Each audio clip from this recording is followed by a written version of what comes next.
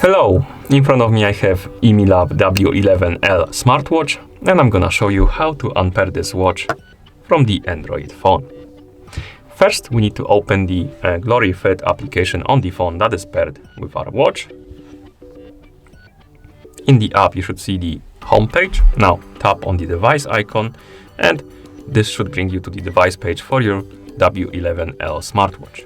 On this page, scroll down, tap on the Unbind button, and tap on Confirm. After a second or two, the device should disappear from the list of devices.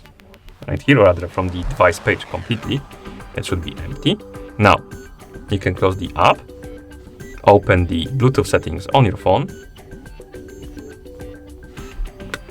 In the Bluetooth settings, check if you have the W11L smartwatch on the list of previously connected devices.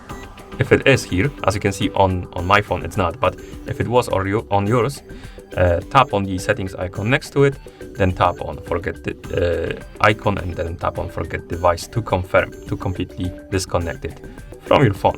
And once you're done, your watch is unpaired from your phone. Thank you for watching. If you found this video helpful, please consider subscribing to our channel and leaving a like on the video.